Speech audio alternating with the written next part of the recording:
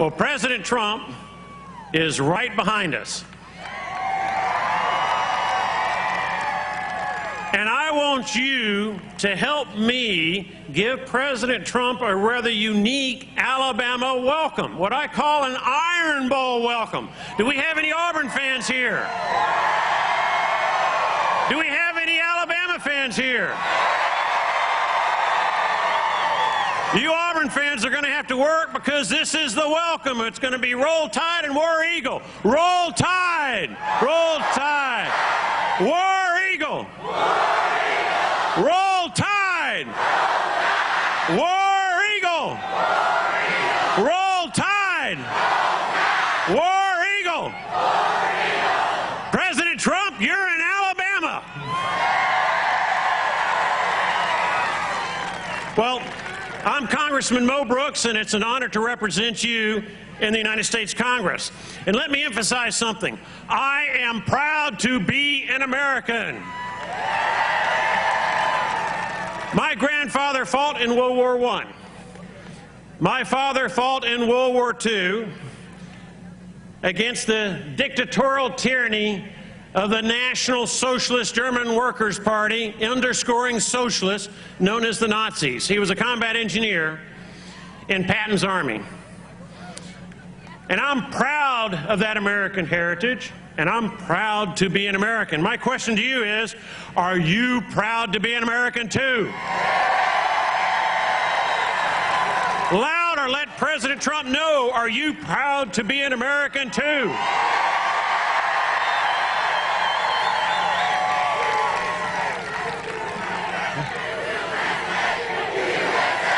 USA, USA, USA, USA. Okay.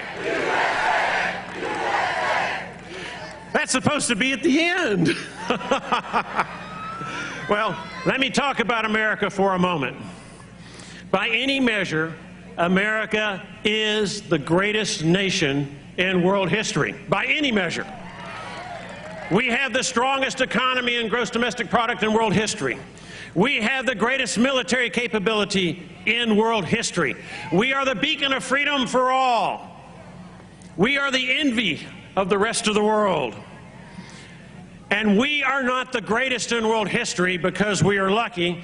We are great because our ancestors sacrificed their blood, their sweat, their tears, their fortunes, and yes, sometimes their lives for freedom, for liberty, for constitutional principles that have combined to make us the greatest nation in world history. And let me underscore those who have sacrificed their lives.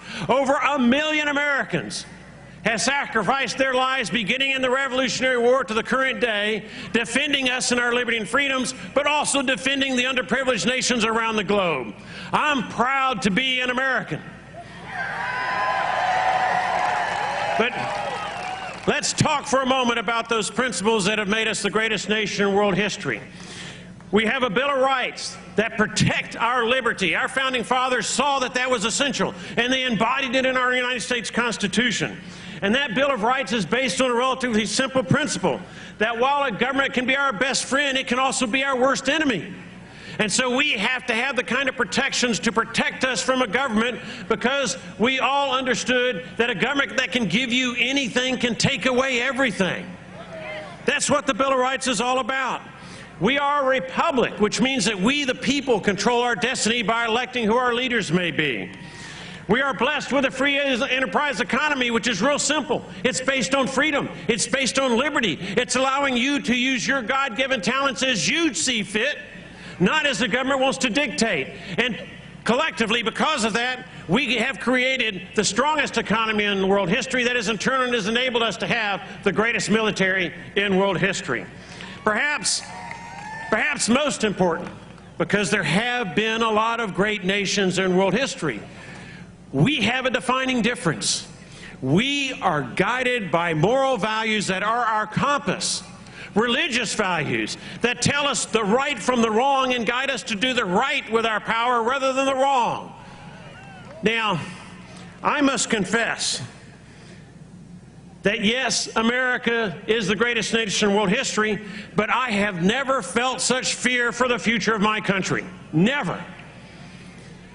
America is under attack. It is at risk because socialist Democrats are on the march, and they attack every single foundational principle that is combined to make us the great nation that we are. They attack our Bill of Rights. They attack the First Amendment, freedom of speech, big tech censorship, woke, economic and physical threats against us if we have the audacity to express our viewpoints. You know, it used to be that we had some common ground with the other party. And that common ground was, you can say whatever you want to say, I can say whatever I want to say, and the people can decide who's right and who's wrong. They are afraid of that because they are wrong, they know it, and they can't defend themselves in what they're doing to us. They're also attacking freedom of religion, another basic principle in the United States Constitution, the First Amendment. Evil socialists tolerate our religious values so long as we leave them behind the doors once we leave the church. They don't want us to carry our moral values with us 24 hours a day. Well, discarding our moral values once the church doors close behind us, that is not freedom of religion. You have the right to have your religious values with you 24 hours a day, 7 days a week, 52 weeks a year.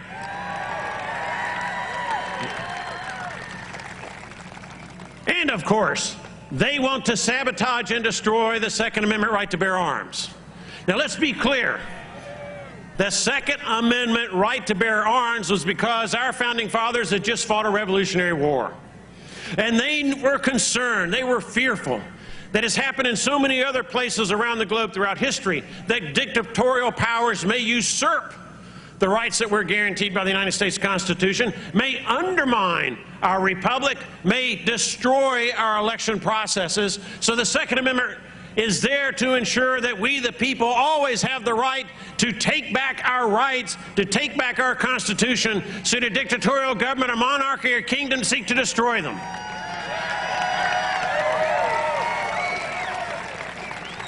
And of course, Socialist Democrats seek to destroy free enterprise and replace it with socialism, an economic model that has never succeeded in world history. Never. Why they want to impoverish us as a country, why they want us to put us through a national bankruptcy is beyond me, but that is what they're seeking to do. Now, perhaps most frightening is that we are a republic, and Socialist Democrats are seeking to steal from us honest and accurate elections. Y'all have felt it, you have seen it. And in that vein, I ask those folks in the fake news media behind us, why don't you tell the truth about what happened in 2020?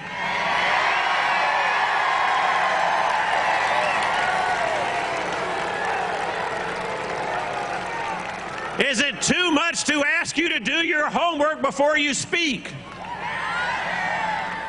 And since they won't do their homework, let me ask you to do some homework for them. Please, just start. The evidence is overwhelming, but start here. Start by reading the bipartisan 2005 Commission on Federal Election Reform report. That's a report, that's a body that was co-chaired by Democrat Jimmy Carter and Republican White House Chief of Staff James Baker. A bipartisan report, 2005, no elections at stake, so there wasn't the kind of partisanship you normally see in these kinds of battles. Read that. They analyzed our American election system back in 2005, and you know what they found? They found systemic election flaws that put our republic at risk. 16 years ago they found that. Now, what did they find? They said, hey guys, we have too many non-citizens voting in American elections. You would think that we would only want Americans voting in American elections, that only Americans would guide our destiny as a country. And the Commission on Federal Election Reform said we've got too many non-citizens who are registered to vote and are actually voting in our elections, so do something about that. In my personal judgment, anywhere from 900,000 to 1.7 million non-citizens voted in the 2020 elections. That is wrong. That's how you have election theft. But what else did the Commission on Federal Election Reform hold? They said, look, we have too many states where you can walk in and you can just get a ballot and vote. You don't have to show any ID. For example, my wife's name is Martha. I could go in one of these states and say, I'm Martha Brooks. And if that's a Democrat, they might be confused about whether I'm a man or a woman. And the poll worker would be obligated to give me Martha Brooks's ballot and I can vote. The Commission on Federal Election Reform said that's wrong. There's too much voter fraud in that. We need photo identification. A bipartisan report, 2005. We need photo ID to minimize voter fraud and election theft. But it didn't end there. They said this is the #1 problem in the United States of America, the most damaging and risky systemic flaw in our election system. We cannot, and we have to minimize, we cannot have so many mailed out ballots. What happened then with that report? What did the Democrats do with that report? Well, they used it as a game plan, as a playbook in 2020 to engage in massive voter fraud and election theft never before seen in the United States of America. So we have a fight on our hands. I'm going to end with this one comment about the Commission on Federal Election Reform. They also had a warning. You know what that warning was? If you don't fix these problems, 16 years ago, if you don't fix these problems, winners of elections will be declared losers, and losers will be declared winners. Well, duh. That's right. Say that again. So, our challenge is to fix the problem.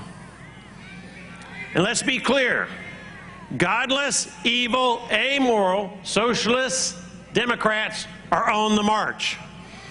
And we have to fight back, and we have to beat them in 22, and we have to beat them in 2024.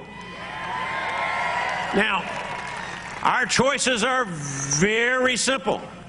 There are some people who are despondent about the voter fraud and election theft in 2020. Folks, put that behind you. Put that behind you. Yes. Look forward. Look forward. Look forward.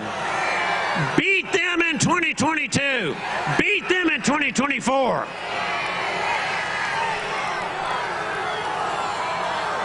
All right. Well, look back at it, but go forward and take advantage of it. We've got to win in 2022. We've got to win in 2024. That's what we've got to do. So, I ask you,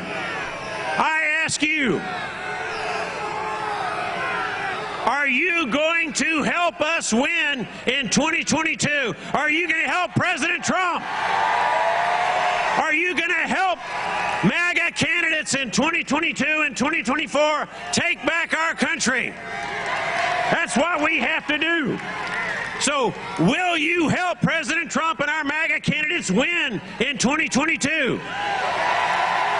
Will you help President Trump and MAGA candidates win in 2024? That's right. But let me be clear, we're fighting a two-front war. It's not just the socialists we have to beat. It's also the weak-kneed Republican rhinos who love their prestige, who love their power, who love their special interest group money more than they love America. We've got a two-front war. Remember how our ancestors have sacrificed. It is our turn to sacrifice. And I ask you, are you willing to sacrifice so that we win these elections and we take back the House of Representatives? We take that gavel out of the hands of Nancy Pelosi? Are you willing to sacrifice so that we get rid of Chuck Schumer as the majority leader of the United States Senate?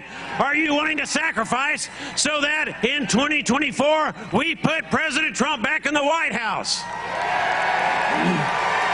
That's what we've got to do.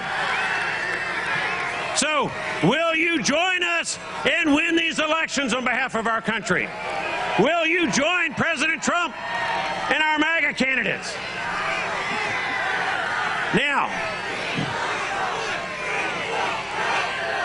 Trump, Trump, Trump, Trump, Trump. Now,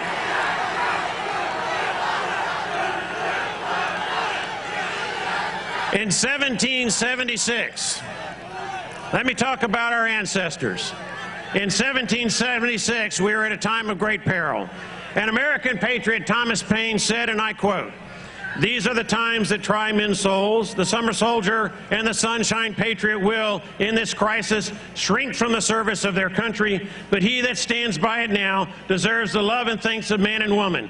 tyranny, like hell, is not easily conquered. Yet we have this consolation with us, that the harder the conflict, the more glorious the triumph. Such was the mettle of our founding fathers. Yes, today does try our souls because we had an election fraud and theft problem in 2022. And yes, we have to overcome that. And we have to triumph going forward. So, I have a request of you. The request of you is this.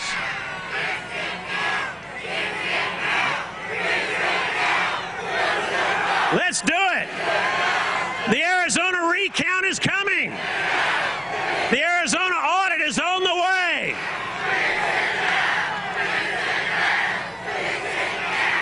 Fix it now. Fix it now. Fix it now. Now.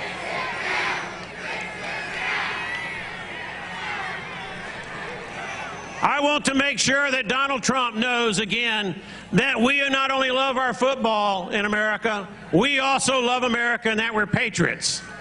And I want you to make sure that he can hear us and the sounds will reverberate. And the way to do that is to let him know, as you were doing earlier, how much we believe in the United States of America, and we can do that by chanting USA. So are you with me? USA, USA, USA, USA, USA, USA, USA. God bless you for being here. God bless President Trump.